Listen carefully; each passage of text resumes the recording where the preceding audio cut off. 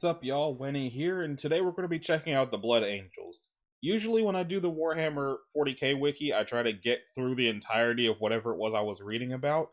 But I just finished recording Warhammer Battlesector, and it was doing a lot of Blood Angel stuff, and I didn't understand any of it. So I wanted to check out the Blood Angels before I continued on the Sisters of Silence. And the next few episodes will probably be going back and forth between the two until they're both done. So, they're the sons of the angel, the blooded host, the defenders of humanity, their strength, their nobility. They are the blood angels, and I say to you, there are no more loyal or determined servants of the Emperor alive today. High Lord Baldus Bale to Ordo Astartes Inquisitor Nizalkin, following the grand accusation. I guess we're going to find out what that is, since it didn't get a hyperlink. The Blood Angels are one of the 21st founding legions of the Space Marines, and were originally the 9th Legion before the second founding broke the legions Astartes up into separate chapters of 1,000 Space Marines each. Okay.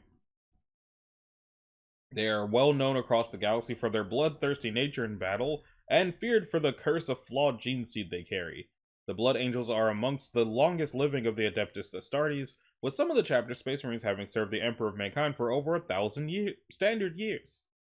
Due to recent events, the Blood Angels' numbers were severely depleted. Under the threat of extinction, and in order to quickly replenish their numbers, the Blood Angels were forced to ask their kindred successor chapters from subsequent Astartes foundings for a tithe of warriors from the related chapters' pools of neophytes, their candidate Space Marines.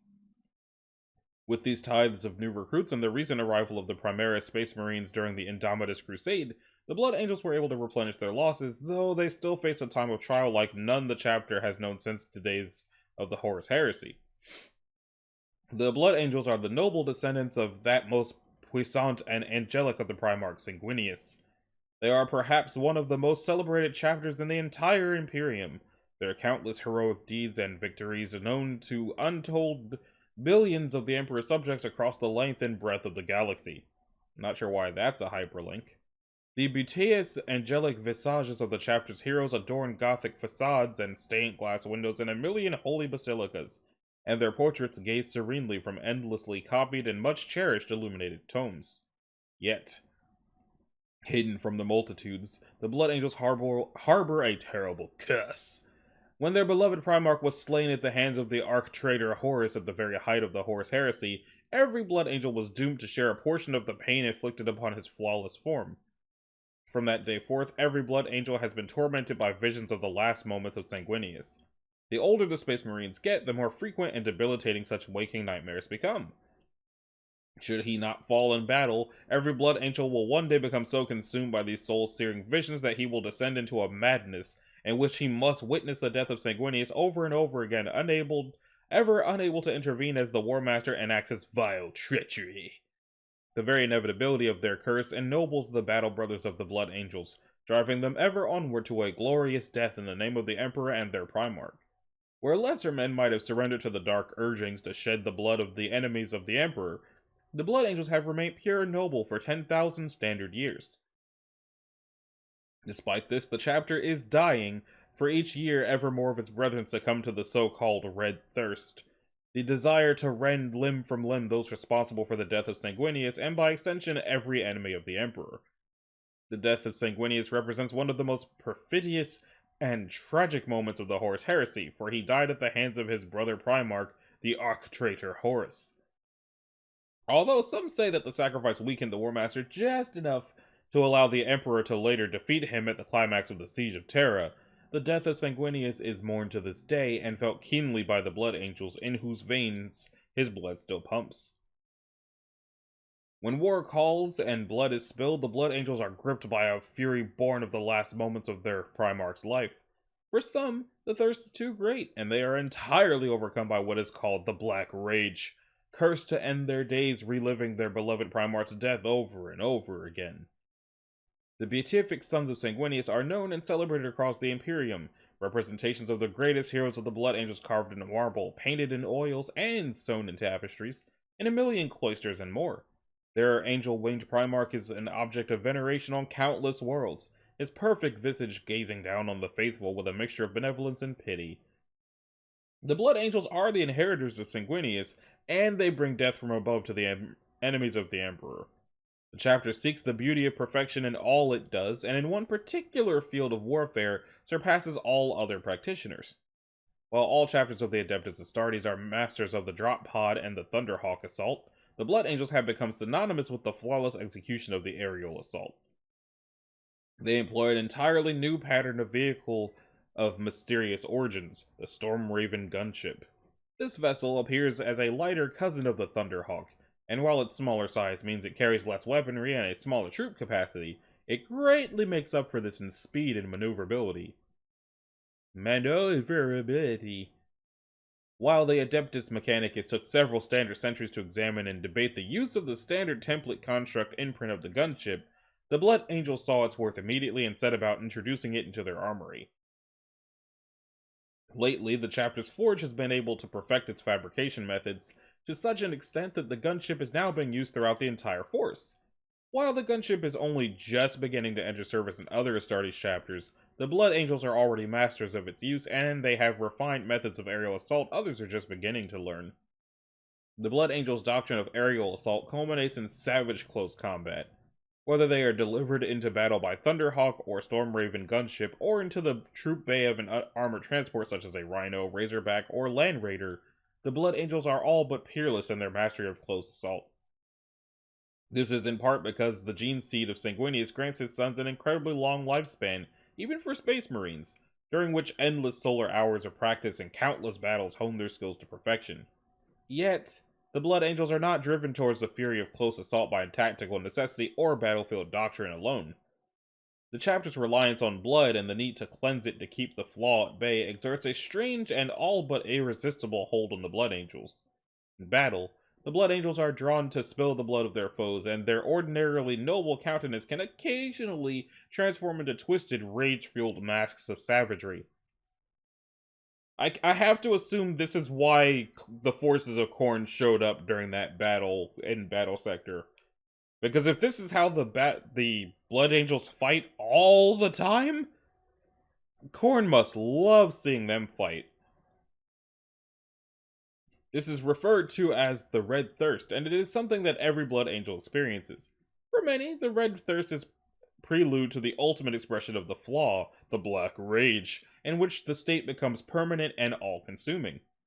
The Blood Angels and their successor chapters, known as the Sanguinary Brotherhood, are unique in that their gene seed imposes an unusual and ultimately tragic flaw upon each battle brother.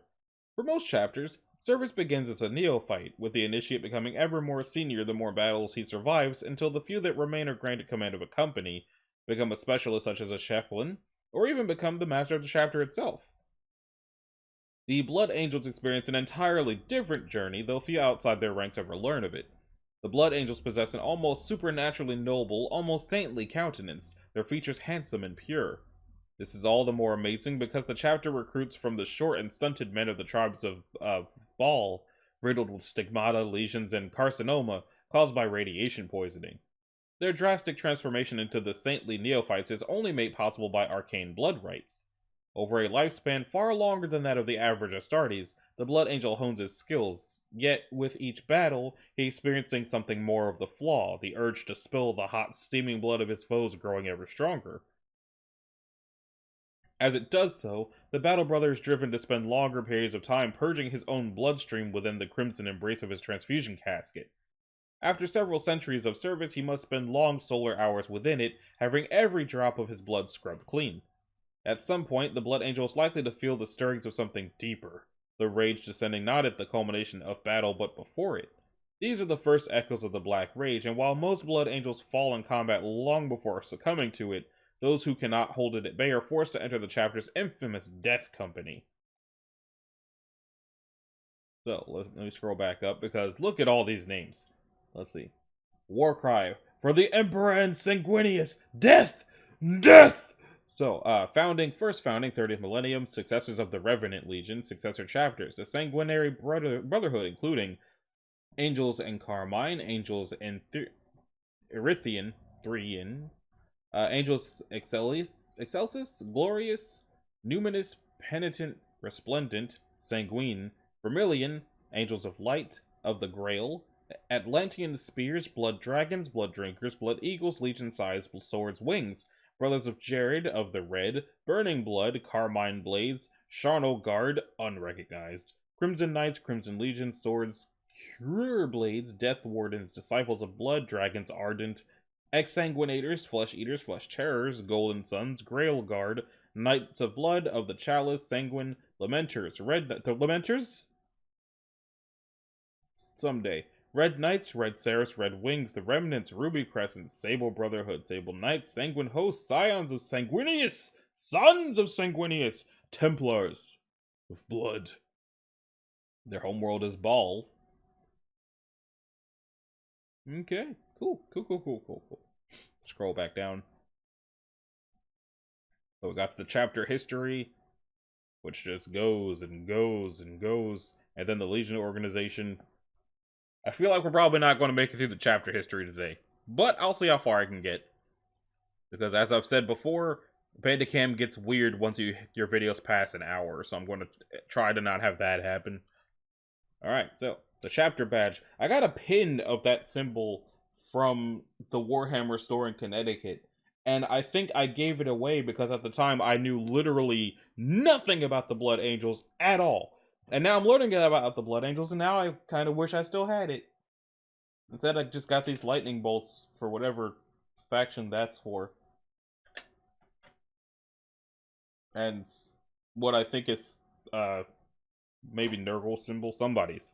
Anyway. Fate is a cruel master, for no matter how much his prey might twist or turn, no matter what triumphs they might rise to or what trials they overcome, he will still bring them down, or drag them down.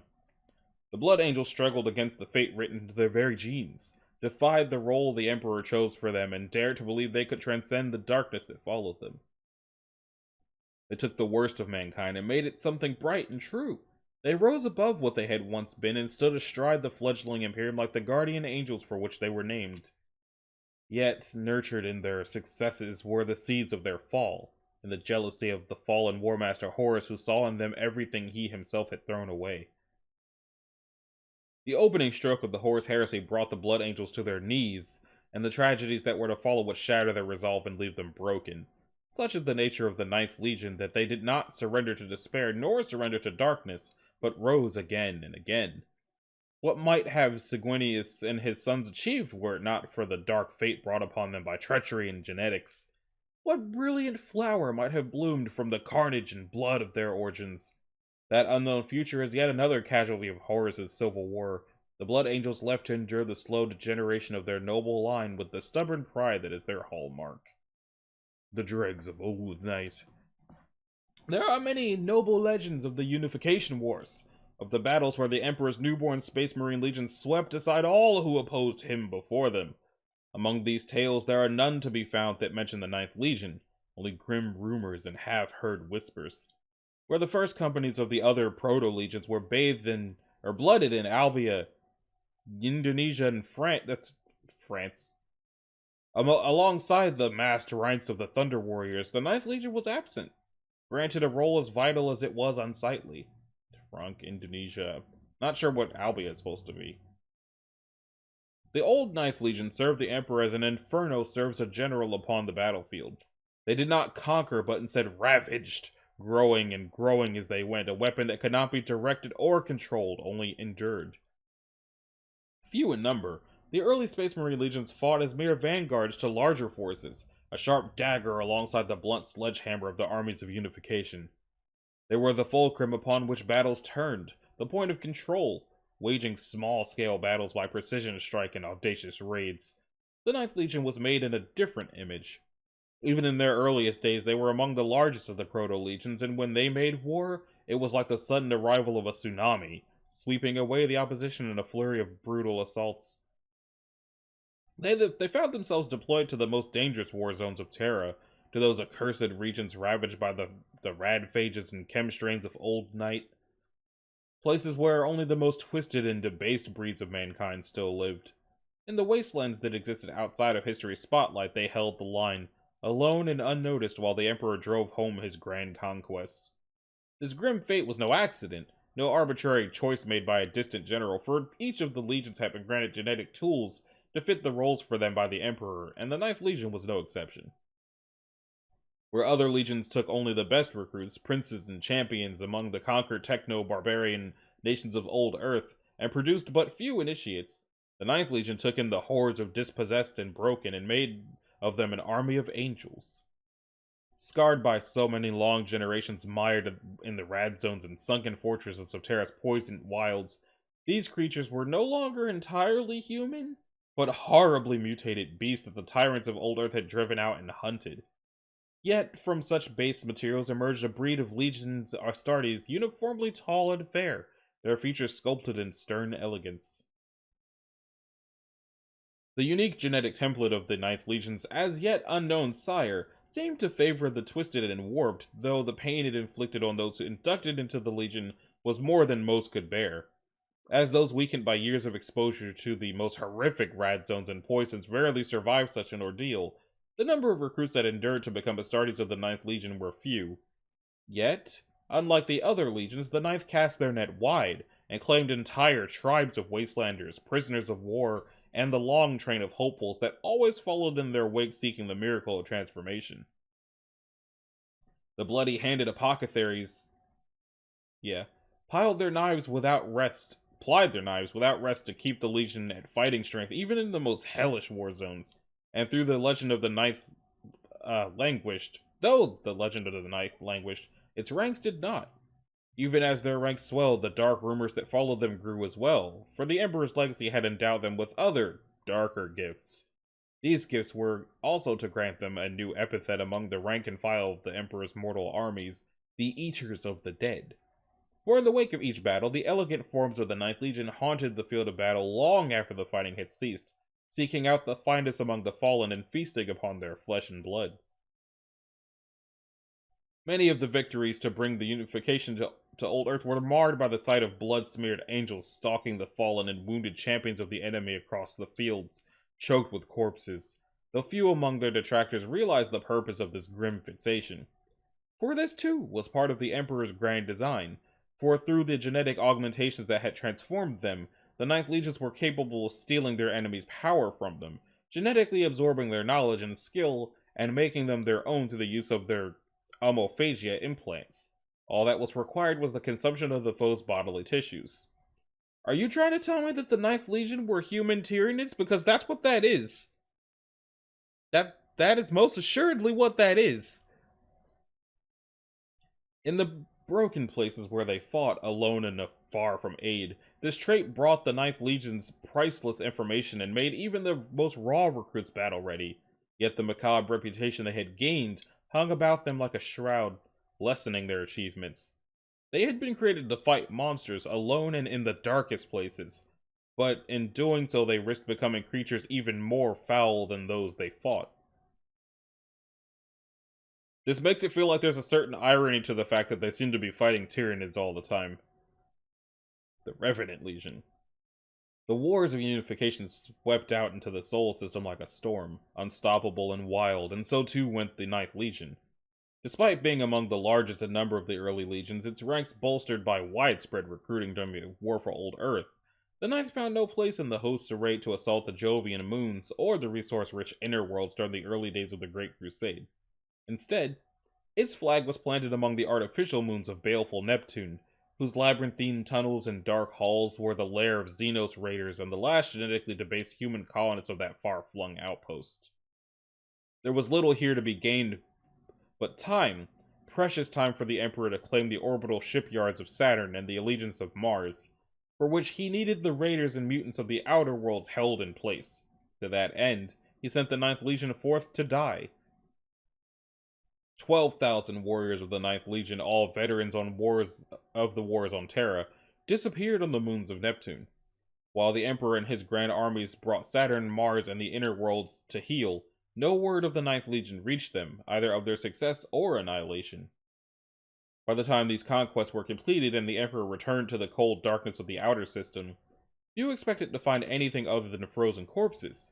Yet, when they reached Neptune, it was to find the Ninth Legion alive and well. Indeed, despite the loss of many of their original complement, the size of the force was almost the same, bolstered by recruits taken from among the dregs of Neptune's barely human population. Where others might have floundered and fallen, the Ninth Legion had only grown stronger, rising from the ashes of defeat like a bloody phoenix. In those bloody days, the Legion was an ever-changing beast, its ranks largely formed of line infantry equipped with almost exclusively for the brutal madness of close-quarters assault. This was a role at which the Ninth Legion excelled, always favoring a sudden and overwhelming charge to a long drawn-out battle of attrition. They well understood the role of their macabre legend in war, most often choosing to stage their attacks at dusk or dawn, and taking to decorating the storm gray of their early Mark II power armor with a variety of charnel images and taking to the field unhelmed, that the sight of their angelic visages streaked with blood might unsettle the enemy.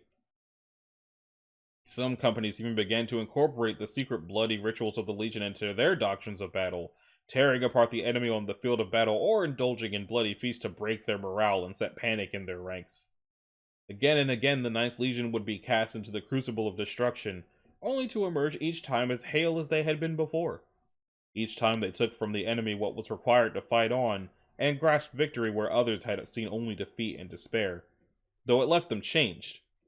On the silent black battlefields of the Kuiper Belt and the endless waste of rust, the Ninth Legion was sent to fight and survive where others could not, to fight the unseen holding actions of the Great Crusade's first faltering steps. Malcador the Sigilite himself was to take note of their exploits and dub them the Revenant Legion, a title that many came to use for the indomitable warriors of the Ninth Legion, as much a sign of the superstitious awe in which they were held by many as it was a commendation of their bravery. Indeed, the Sigilite is but one of a number of senior officials within the early Imperium's Divisio Militaris who seemed ill at ease with this incarnation of the Legion's Astartes, lacking as they did the prestige or open popularity of some of their brethren, such as the much vaunted 13th Legion or Horus's own 16th Legion.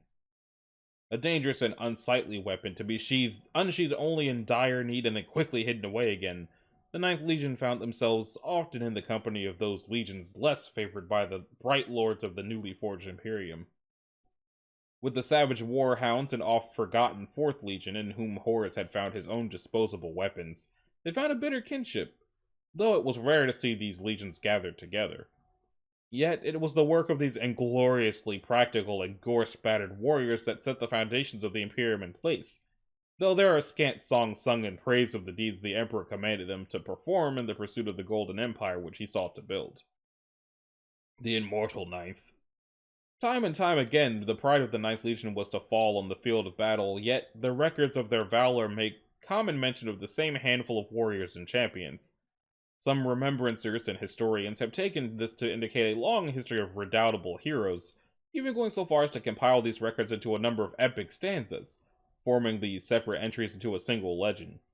Yet the true reason for the longevity of certain names within the order of battle for the Ninth Legion is far less heroic.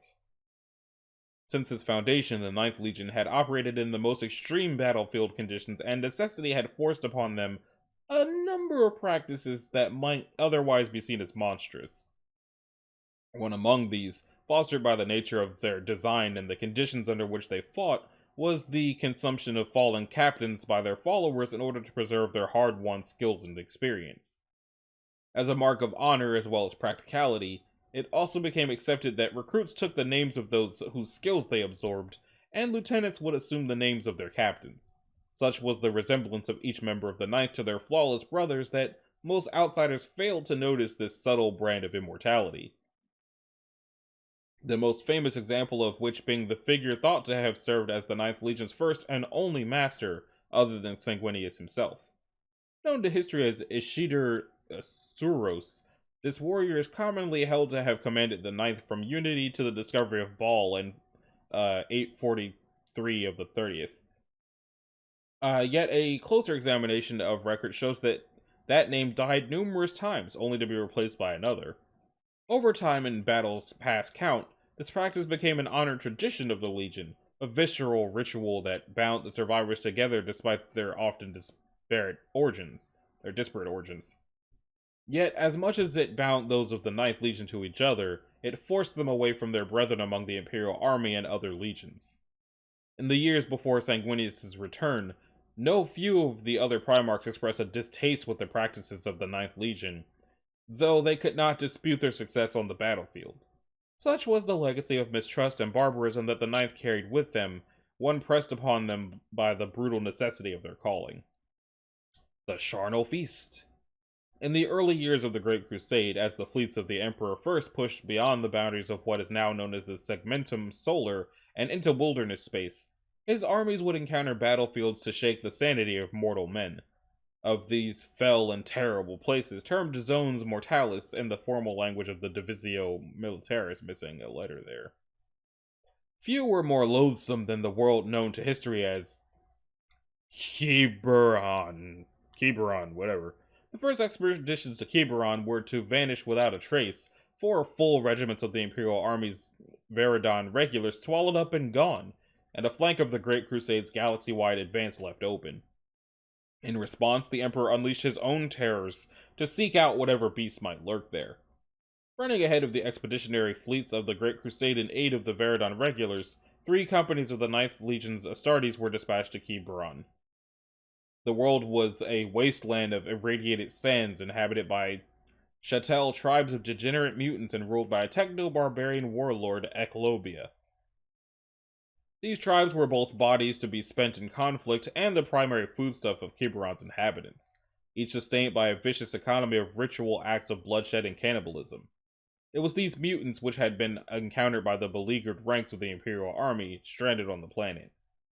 Hordes of barely human mutants armed with little more than primitive clubs and picks had decimated their ranks, the corpses of the fallen hauled back to flickering fire pits to be cooked by night. For 3 solar months, the serried trenches of the Imperial Army repelled the mindless onslaught before the storm-gray drop pods of the 9th Legion fell from the sky, wreathed in black smoke. Crashing to the ground, the Revenant Legion broke through the mutant throng with contemptuous ease and relieved the embattled Veridon troopers. The 9th attacked the cantonments of local tribes, their superior arms and armor allowing them to seize control of the northern mountain ranges, casting out the indigenous mutants they came across with uncompromising brutality. In the opening stage of the 9th Legion's war on Quiberon, they came upon little organized resistance, freely conquering territory, and for solar months the 9th ravaged Quiberon before news reached the warlord Eclobia, who swore an oath to eradicate the invaders. Under his command was an army of mutant chattel, whose numbers were beyond count and over which he held a power of such terror that they would throw themselves to their death rather than face the freakish horrors which his enslaved sorcerers might unleash.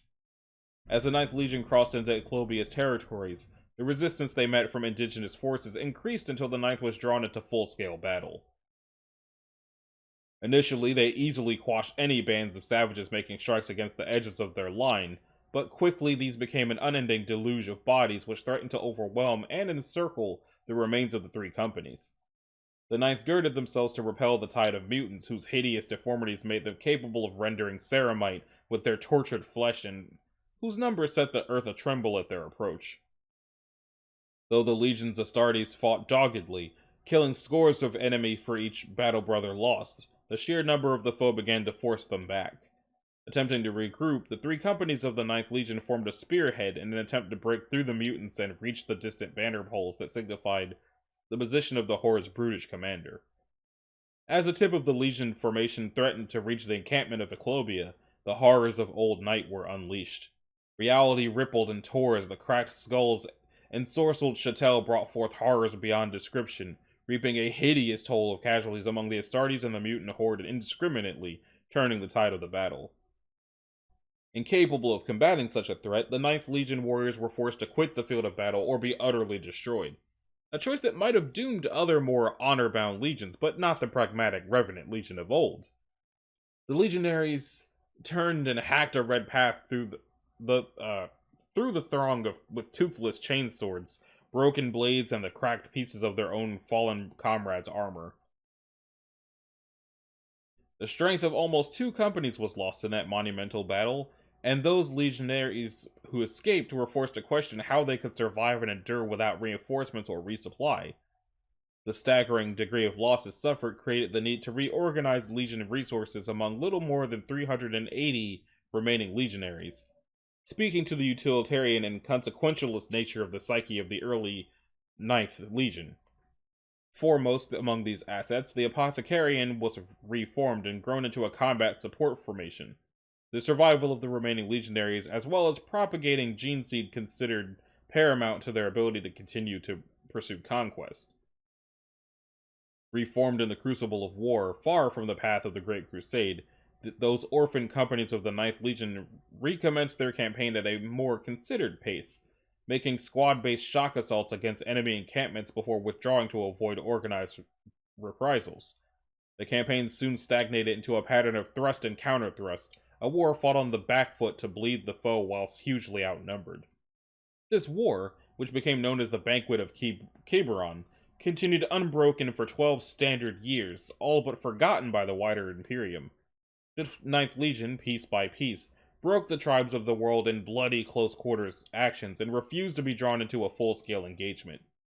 In the early years of this conflict, accepting the desperation of their predicament and bereft of resupply, the Ninth Legion were forced to take practical measures to survive. Raids against local mutant tribes on the northern continent became matters of domination, not destruction. Those creatures which could be of use were press-ganged into the service of the Legion. Testament to the hardiness of the Ninth Legion's gene seed, even these irradiated and hideously mutated beings were considered suitable candidates for the Legion. Their children, bred to be little more than meat stock for their techno-barbarian overlord, ascended into angelic perfection by the implantation of Sanguinius's gene seed. Furthermore, the Legion's apothecaries encouraged them to join their foe in cannibalism of the war dead for sustenance, benefiting the Legion and denying the foe in equal measure.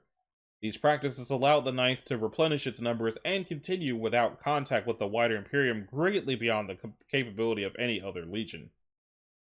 Undertaking this strategy, the Legion steadily took ground from Eclobia, diminishing both his armies and food supply in the process, while taking that material into themselves with which to rebuild the strength of the Legion. Perhaps the Legion went too far in the name of survival, however. A diary later recovered from the equipment of a missing officer of the Verdun Regulars refers to the Ninth as the Charnel Feast, a cognomen which, when later disseminated, became popular among the rank-and-file mortal soldiery of the Great Crusade before it was quashed by the coming of Sanguinius. The same diary hints at a dark end for the 46th Verdun Regulars. As they became unable to continue to prosecute the war, the diary suggests they were also rendered to feed the Legion, whether through literal consumption or to allow the Charnel priests, what had become of their apothecarian, to use their flesh as part of the process of creating new warriors. Other recovered journals claim that the populace of Quiberon came to see the legionnaires as the devils of their myths, stealing their children and feasting upon corpses in a manner more barbaric even than the ritual cannibalism of their masters. It states that the native population feared that their own magics had unleashed the Imperium of mankind, speaking of it in hushed tones as the force of their own undoing. In the 12th Terran year after planetfall, the final confrontation of the campaign was all but a foregone conclusion. Eclobia, suffering from years of starvation and surrounded in his fortress spaceport by a replenished force of almost 1,000 legionaries and their own degenerate serfs, attempted once more to unleash his slave sorcerers. The massed, unarmored novitiates of the Legion, recruited from among the tribes of Quiberon, suffered the brunt of the attack, while the Legion's off-world veterans made directed strikes against the warlocks, the sheer numbers brought to bear by the Ninth overcoming the warlord's feeble defenses. His sorcerers dead and his fortress in ruin, Eclobia attempted to flee in a primitive spacecraft, rising from the surface in a cascade of scrap and broken corpses, only to meet a squadron of Imperial cruisers bearing the heraldry of the 7th Legion in orbit. His life ended under their guns. The Imperium had finally come to reclaim its warriors, expecting to find a world brought to compliance and ready to accept the Emperor's law. At the head of the fleet, Rogel Dorn, but newly reunited with his Imperial fists, arrived in Quiberon to instead discover a ruined world of the Imperium's making. Upon receiving the report of the Ninth Legion, he was wrathful, as he refused to accept the compliance of Quiberon as the dream of Imperium his father had described to him. In the Charnel Feast, Dorn saw monstrous misdeeds, but also the resourcefulness of desperately capable warriors. Reprimanding the surviving Ninth Legion warriors for their questionable judgment, the Praetorian of Terra ordered the city of Biron razed and burned, the sins of the Ninth Legion erased before a single remembrancer ever set foot there. A descent into madness. With each victory, the dire legends that surrounded the Ninth Legion grew and spread. They were the specters that haunted the wild places at the edge of the Great Crusade's advance, the terrors loosed by the Emperor to clear his path across the stars. It was a duty and title they accepted with grim pride, never shirking the mantle that they wore in his name and never balking from the task assigned them. Each campaign was undertaken with a cold fury that stood them apart from the Emperor's other attack dogs and hidden murderers. A quiet, brooding hunger for blood and death that was as terrifying as it was effective. Once committed to battle, the Ninth did not relent, did not retreat, and could not be stopped. They fought until the enemy was utterly destroyed and paid no heed to the thought of mercy or the need to build an empire, rather than a graveyard. Few among the mighty and renowned welcomed their presence on the eve of battle, for the stench of death and madness was ever on them. So, lacking a patron among the handful of returned Primarchs to guide them and give purpose to their conflicts, the Ninth Legion slipped further into isolation and infamy. It became home to a strange mixture of Imperial doctrine and Crimson ritual. Its ranks and formations riddled with charnel cults and bloody prophets of war, the superstitions of 100 worlds given power by the nature of their transformation, and left to fester on the worst battlefields of the Great Crusade.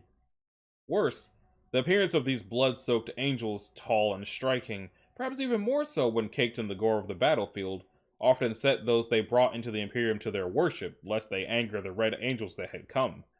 It was a slide towards madness that would see the end of the Legion. For were it not abated, it would become a worse danger to the Imperium than the monsters it was made to hunt. The seeds of this destruction were already sown, with many watching the Legion and its commanders already distrustful of the immortal Ninth and its blood-soaked killers. The Ninth Legion's 14th Company was sanctioned by Rogal Dorn of the Imperial Fist for its actions during the Second Siege of Yarent, where the Ninth Legion's warriors took to killing and consuming prisoners on the walls of the fortress to demoralize the enemy, as well as to secure intelligence. While the Imperial Army brought grievance against the Legion after reports were filed that mortally wounded soldiers of the Malagant Rifles Regiment had been slaughtered and drained of their blood by the Ninth Legion, rather than left to the mercy of the enemy during the retreat from Shadim. Such brutal necessities seemed of little concern to the Ninth Legion, but served only to add weight to those who claimed they should share the fate of the other two failed legions. Broken apart by the dictates of war and the needs of the Great Crusade, the Ninth Legion became outcasts among the Brotherhood of the Space Marine Legions. Now they fought in small, isolated companies, each fostering its own distinct brand of the Red Cults that had spread across the Legion. They still maintained a force mostly composed of line infantry and jump troops, but less from tactical expediency and more due to the Divisio Militaris' reluctance to supply them with more potent arms and munitions. In the face of this, the Legion turned more and more to its own macabre methods to win battles, prizing victory more highly than the respect of their peers. Bitter pride in what they saw as the jealousy of others sustained them, but also served to drag them further into disrepute. The Ninth Legion stood upon a knife's edge. They were still a necessary if bloody piece of the Emperor's plan to conquer the galaxy, yet that conquest would not last forever, and eventually the Ninth would become more of a burden in the new Golden Age built by the Emperor than a blessing. A reckoning approached for the Ninth Legion. They would either be born anew, changed, and not lessened as they had been before, or they would be ended and expunged from history. It was at this crucial time that a scout flotilla of the Great Crusade was to discover an otherwise insignificant world of ruins and deserts, a world whose moons also had their own legends of a bloody angel, a world called Baal. The Trials of Sanguinius. After the Emperor created the Primarchs, the ruinous powers made off with the infant demigods still in their gestation capsules and carried them through the warp. Unable to destroy the Primarchs because of the powerful psychic and physical protections laid on them by the Emperor, the demonic powers nonetheless did their best to alter the Emperor's work to their own dark ends. Thus it was that even the best of the Emperor's creations became corrupted at the outset. The gestation pod that housed the infant Sanguinius came to rest upon the moon of Bald Secundus, at the place now known as Angel's Fall. Few of the young Primarchs who were spirited away from the Emperor through the Empyrean by unknown means found themselves in conditions that any might describe as fair, and yet even among their number, Sanguinius was particularly ill-favored by where the fortune cast him. Though the Baal system had once been a thriving hub of mankind's ancient interstellar empire, it had since been reduced to a sea of radiation-scorched ash and dust by its people's own golly, probably folly, during the Age of Strife. On the second moon where the Primarch Sanguinius was cast adrift, there eked out a fragile remnant of humanity, a number of feral, warlike post-apocalyptic tribes that stalked the wastelands, surviving on the plunder of war and what little could be forged from the deserts. Sanguinius' early days were spent in the deep desert, and of them little is known, for Sanguinius never spoke of them in later years. Doubtless he faced hardships that would have slain full-grown men, slew the mutant creatures of the wastelands that even the desert tribes avoided, and survived where the radiation unleashed by the atomic weapons used on the moon during Old Night would otherwise have cooked the flesh of mortals in solar minutes. It is not known how long Sanguinius' sojourns alone in the wastelands lasted, but by the time he was discovered by one of the many tribes of Bald Secundus, he was a young boy, almost of age by the standards of the tribemen. The young Sanguinius' life almost came to an end then and there, for great white wings like those of an angel emerged from his back. Whether these wings were born of Baal's mutating influence upon his post-human genome, an effect of his transport through the warp, or were part of the Emperor's intentional design is a secret known only to the Master of Mankind. Many among the tribesmen who found the Primarch wanted to kill the child as a mutant, though in all other ways he was as perfect a human child as had ever been seen. Eventually, innate compassion prevailed and the child was spared. Sanguinius was quick to adapt to his new life among the tribe, as were all his kind in similar circumstances, and his strength and resilience quickly earned him a place within the ranks of the tribe that had found him, known, as were all the tribes of Baal, simply as the People of the Blood, or the Blood. The young Sanguinius was a prodigy. He grew quickly and learned everything his adopted parents could teach him. It is said that even when still a child, he slew a giant fire scorpion with his bare hands, and that he never once showed fear at the colossal beast's onset. As Sanguinius grew, his wings grew also, becoming mighty pinions that could bear him aloft upon the desert air. He could walk without a rad suit in the most poisonous of all Secundus' deserts, and could shatter massive boulders with a single blow of his outstretched hand. In the use of all weapons, he soon excelled his teachers. When a wandering band of feral mutants surprised the tribe, Sanguinius slew them all, although they outnumbered over 100. This was the first time the members of the Blood had ever seen him truly angry, for he felt his comrades' lives were in danger. When the blood rage overtook him, Sanguinius was indeed terrible to behold. His mighty Primarch powers awoke to fullness, and a nimbus of light played about his head. He grew to manhood rapidly, troubled all the while by dreams and ill portents of death and blood, and the arrival of a grim and unknown king to Baal from other worlds. He fought against the mutated subhuman creatures that prowled the deep desert, and the raiders of other tribes with the same single-minded focus that he gave to his loyalty to his new people of the Blood. Yet, unlike the other Primarchs, there was no long war of planetary unification undertaken on Bald Secundus, no glorious campaign of conquest to prove the young demigod's worth. The legend of the winged warrior had spread far across Baal, stories of a warrior tall, fair, and much unlike the stunted and radiation-scarred people of the moon. Ferocious in war and wise in peace, he seemed to be a vision of past glories come once again to Baal, a promise for the future that had all but been forgotten among the Blood. Despite any denials on the part of the Primarch, he became as a god to his foster people, and warriors from across the wide desert came to fight at his side. Under his guidance, they rolled back the mutant tide. For a time, mankind had a respite on the moon of Bald Secundus. Within the span of a few short, Baal-like years, and each an endless scorching summer, a vast host had gathered at the great angel's side, to learn from his words and to shelter beneath his wings. He had become the master of his world not by force or conquest, but simply by the acclamation of a desperate people. Coming of the Emperor. Baal was a world long dead, reduced to ruins and rad-blasted waste by the long-forgotten wars of Old Night. The initial expeditionary fleets had overlooked it as a target for the Great Crusade, even though it sat along a major stable warp current. Even though it sat among a major stable warp current, it possessed no real industrial value and only the most tenuous population. Yet it was here in 843 of the 30th that the Emperor would rediscover one of his lost sons, the Primarch Sanguinius. As with so many of the Primarchs, Sanguinius had brought a bloody peace to his adopted homeworld, molding the primitive tribes he had found there in order with his own ideals. His was to be a legacy of peaceful conquest tempered with justice and knowledge, a path so very different than that taken by the Ninth Legion that would be bequeathed to him. Thus it was that when the Emperor came for his missing son, when starships once again returned to the skies of Baal, it was not to find a king of battle and war, but instead an unwilling god. Having long foreseen his father's coming and the many consequences of that meeting, Sanguinius came to meet the Emperor alone, without the long train of his worshippers or the warriors pledged to his service.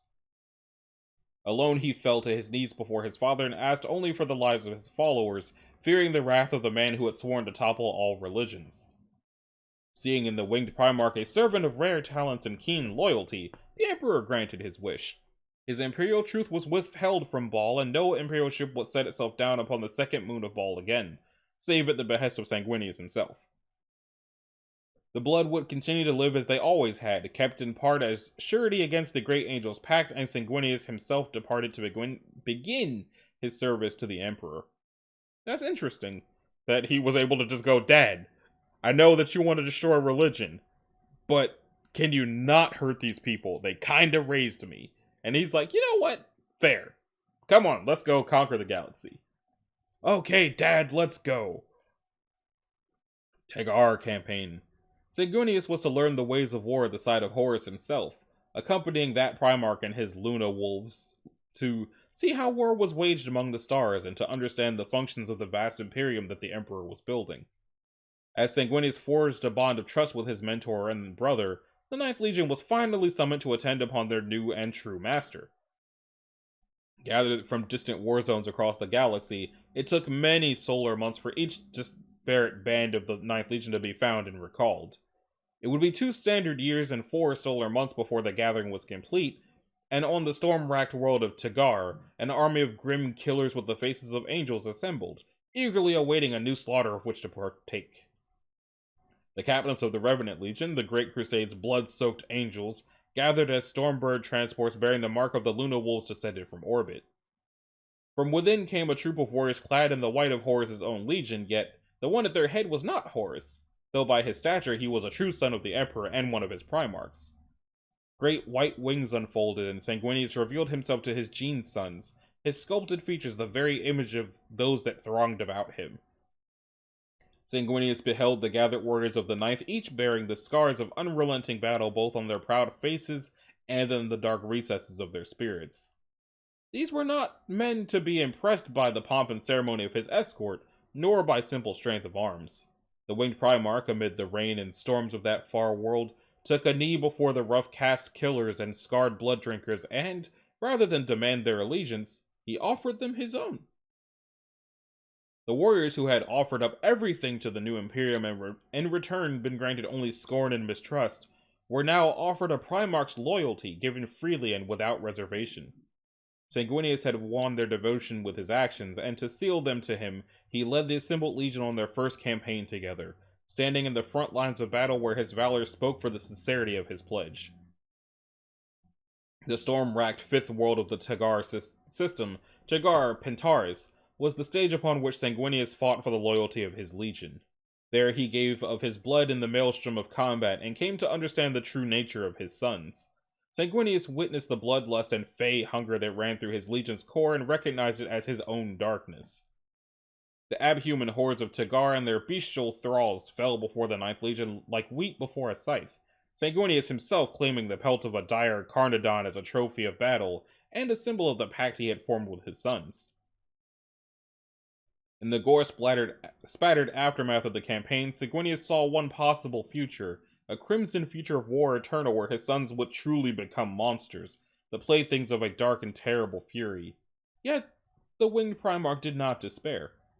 Even in the heat of battle, there remained in the warriors of the Ninth Legion a spark of nobility, the still warm ashes of their martial pride and determination. They fought to grasp the fickle fervor of victory not simply for slaughter, and held to their own codes of honor with an iron will. These would be his weapons in the battle for the Ninth Legion's soul, the tools with which he would raise them up.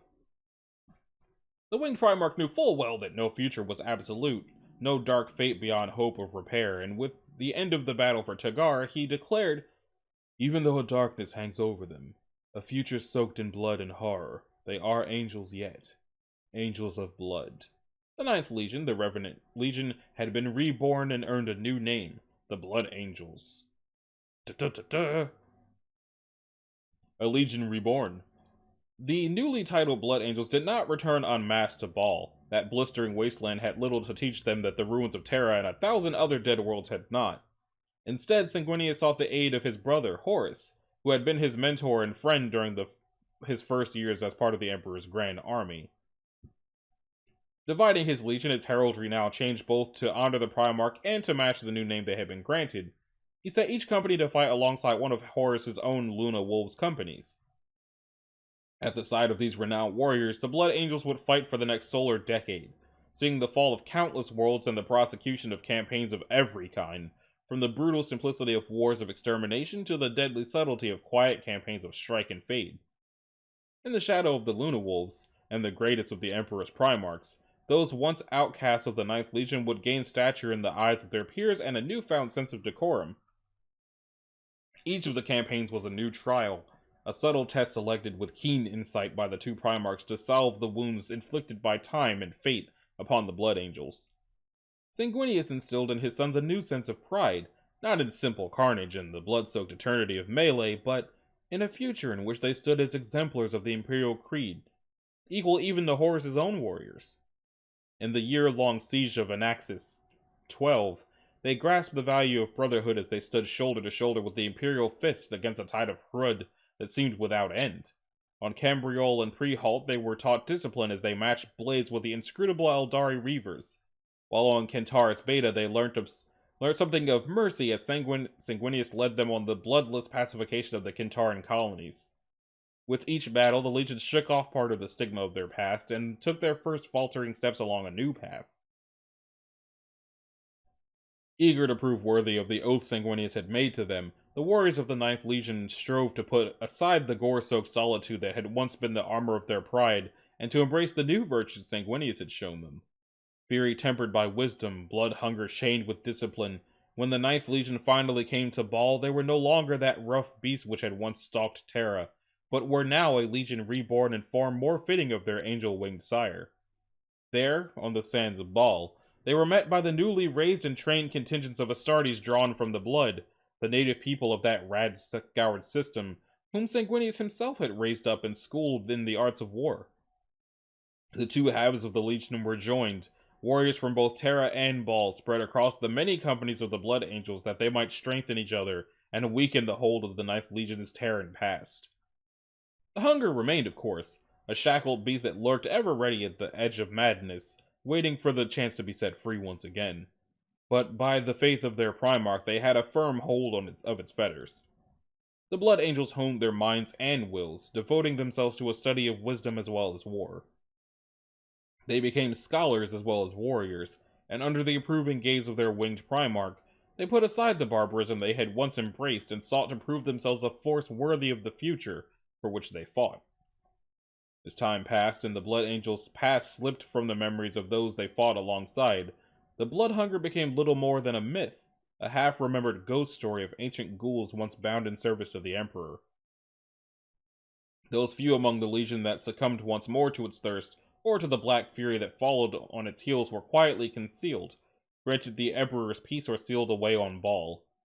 The Blood Angels and their Primarch joined the Great Crusade as equals, looked down upon by none, and followed the call of war to the stars. The new crimson-clad Ninth Legion was both familiar and yet fundamentally changed in character. It still waged war with a fury to shake the heavens, but now it was leashed to a deep well of discipline and keen intellect. Still, they favored shock assault, falling upon the foe suddenly and without warning, but now with the Primarch's will at their back, they made use of the full panoply of Imperial technology. Now, when the angels came, they fell from the sky like a rain of fire, 1,000 burning lights against the dawning sky, the wrath of the Emperor himself given crimson form.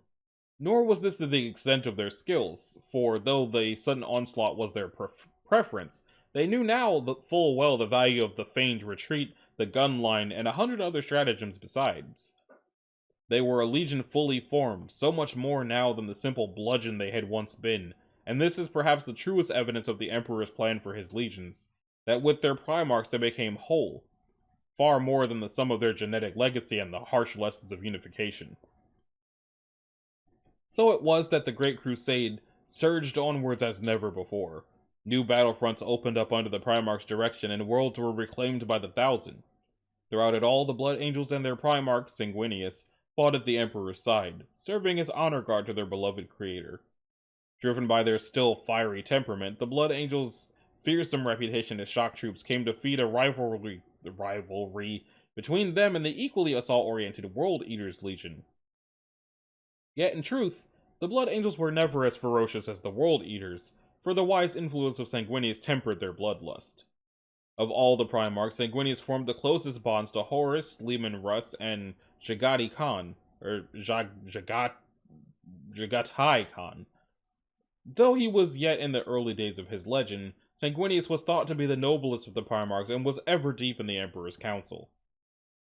Even Horus, later the proud war master of the Great Crusade, sensed a purity of spirit in Sanguinius that he could never match, a oneness with their father that no other Primarch could ever hope to approach.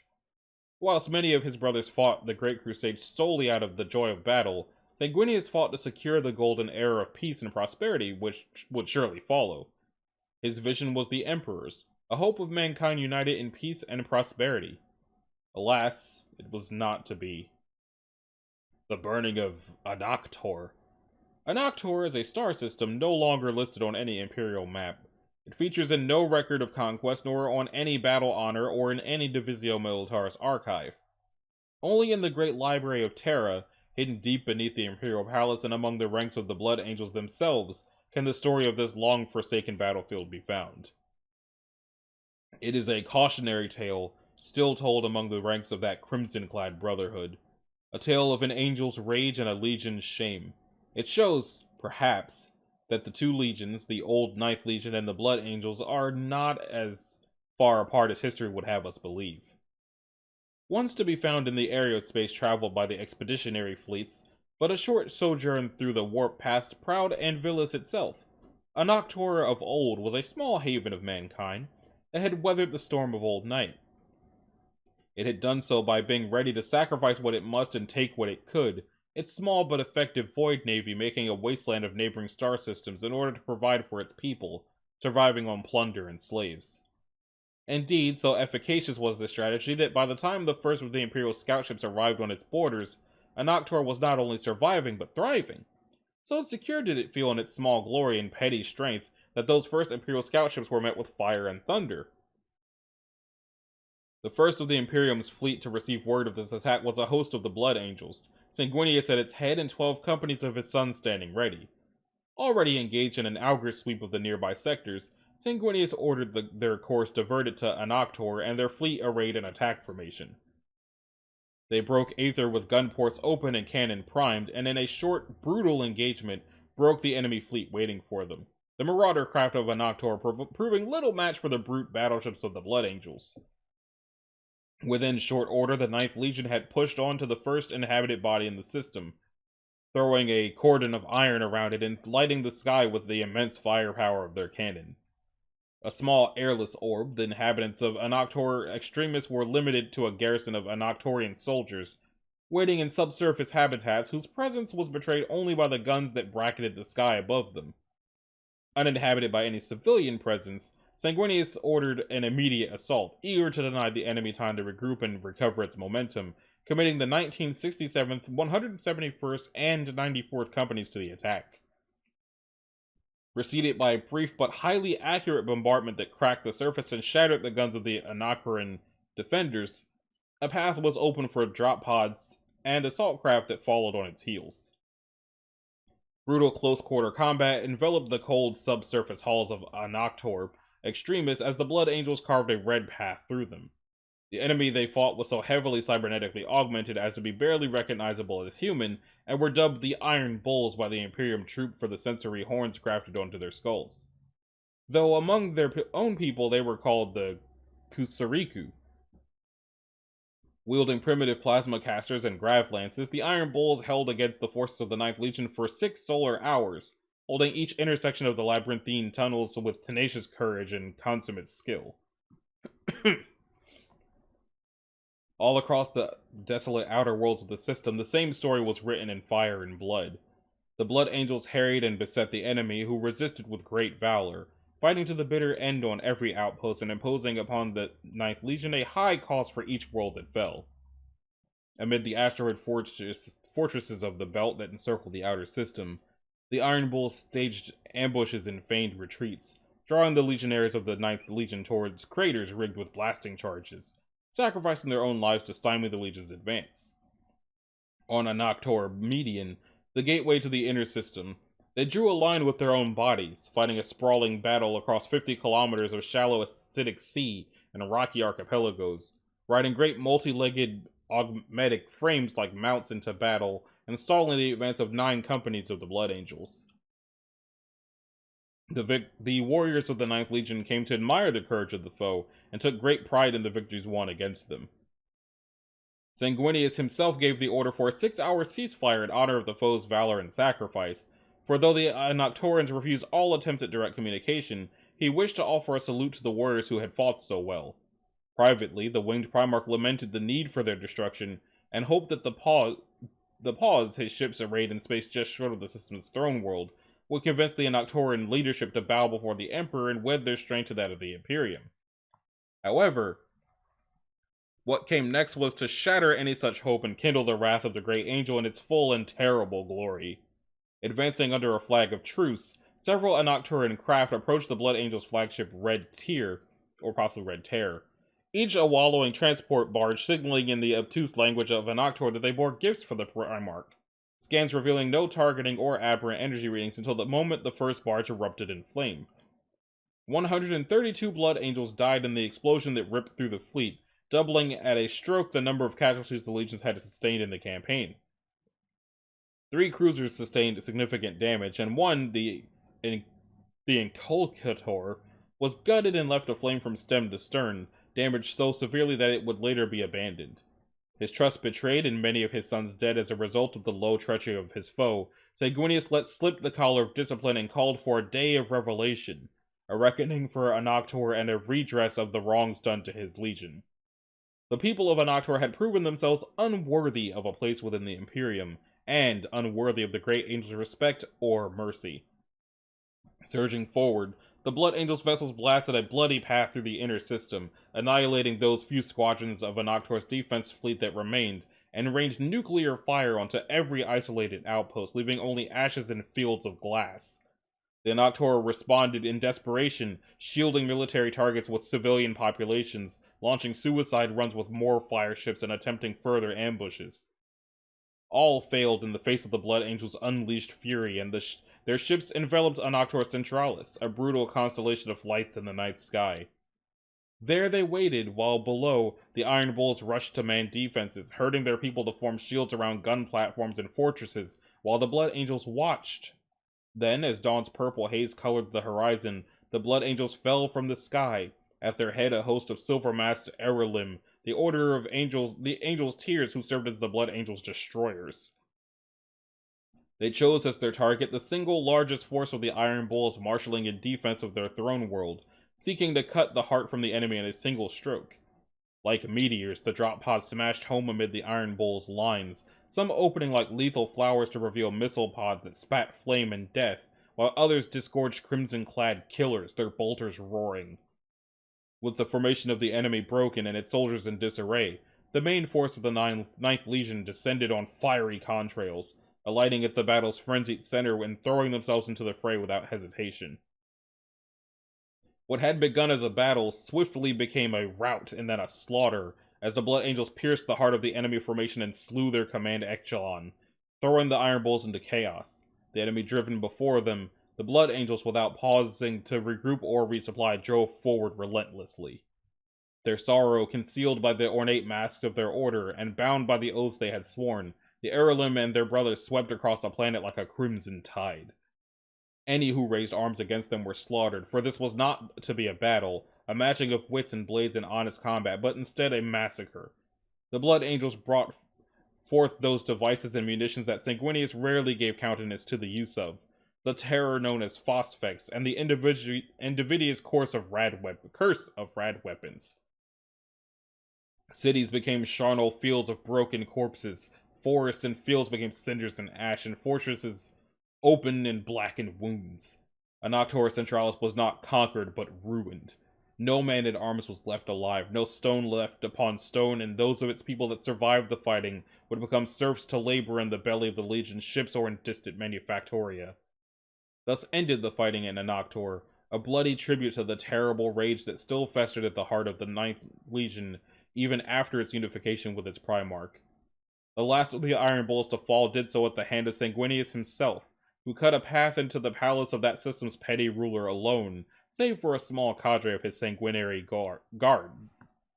As they deployed, the last of the Iron Bulls in huge horn exoskeletal suits of rippling synthetic muscle and great diamond-toothed chain blades sought to bar the Great Angel from his prize, but the Primarch was more than a match for such clumsy engines of war.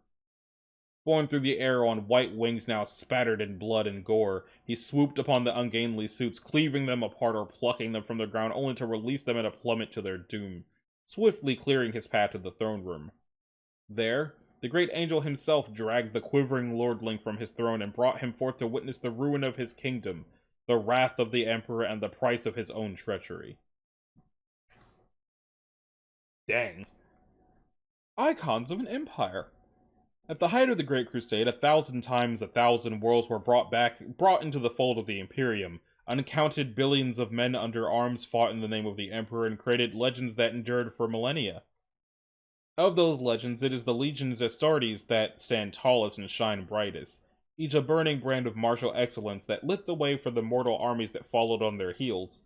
And of those legions, there were some that captured the spirit of the Great Crusade more than others. Sanguinius' Blood Angels found themselves among that group. The speed of their advance, the spectacle of their assaults, and the awe of their appearance inspired all served to make them favorite subjects of the remembrancers who followed their fleets. They fought the noblest of campaigns, unleashed upon the foulest of those creatures that hid in the darkness of the void, and were tasked with the liberation of those held under the lash of the alien. They slew monsters and made safe the far-flung worlds of humanity, and those whom they liberated saw in them true angels come down from the heavens to their aid.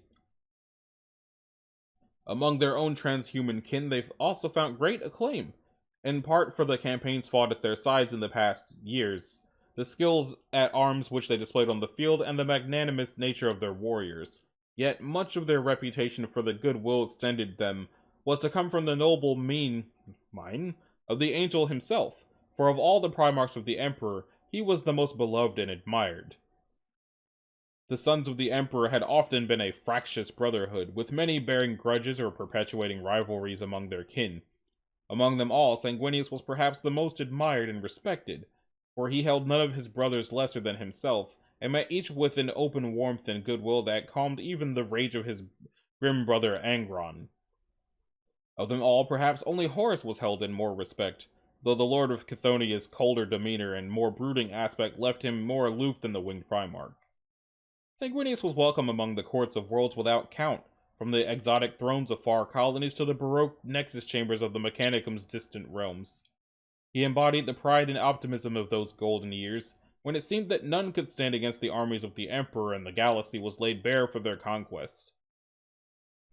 The Olenor Crusade was to be the proof of that destiny, a grand campaign to shatter the greatest remaining rival of mankind's dominance, the Orcus Empire of Urlach Urg.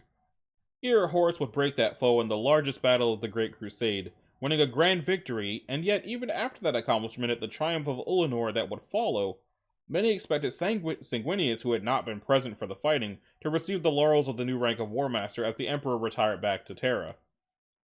Such was the reputation and glamour of the Great Angel and his warriors, now seen as peerless warriors, and scholars both, that few doubted Sanguinius' worthiness to act as the Emperor's proxy, though some succumbed to petty jealousy.